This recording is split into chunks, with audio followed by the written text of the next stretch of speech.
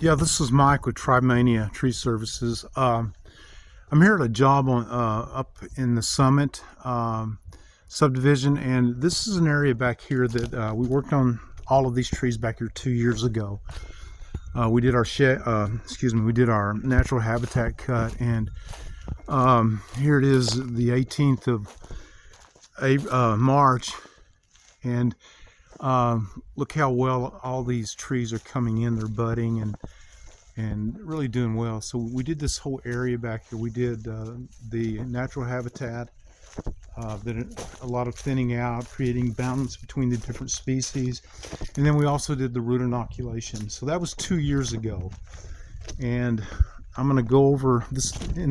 That's in the backyard, but in the front yard, we're going to be working on this area up here this week. I just went through and drilled. We're doing a root inoculation, but the observation is that we've got one tree here that is dead, two trees here that is dead.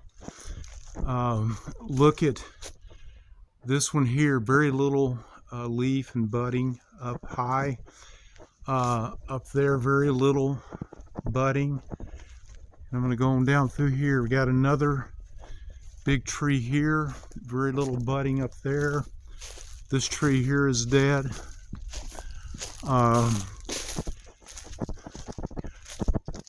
Got decent budding on the other species. The live oak here is not doing well.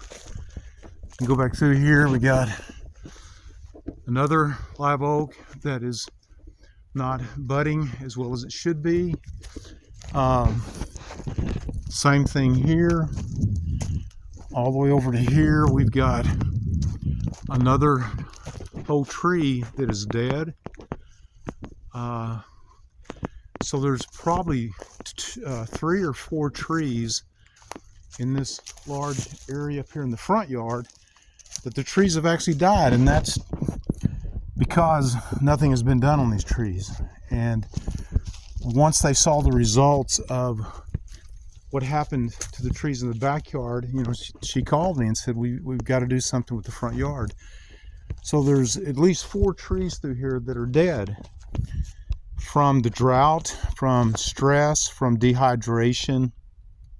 Last summer, with the 100+ temperatures over 70 days consecutive, some of these trees, they just were not able to withstand that. And so you're going to probably see that on your property wherever you live.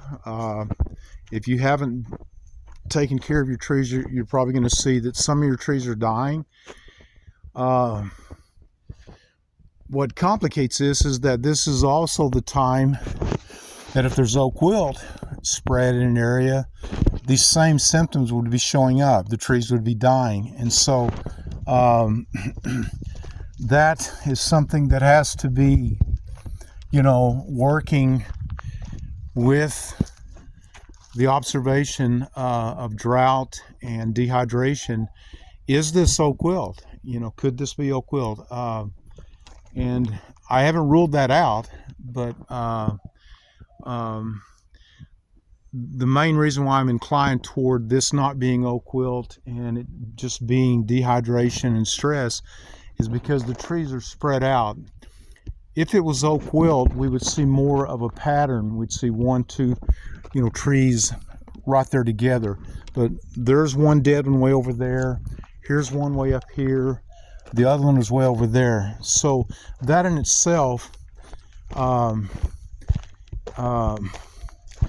is not what would be called a mortality pattern. The trees, if it was oak wilt, we would see, you know, 2, 3, 4, 5 trees in one spot that would be dying. And so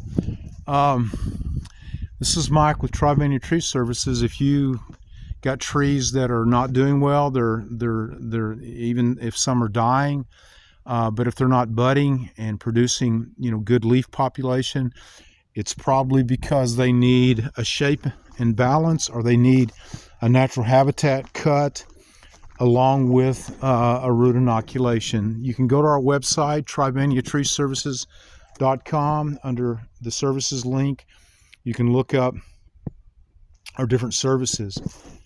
Be sure not to miss the next seminar on April the 6th at 11 o'clock at the Ty Preston Library.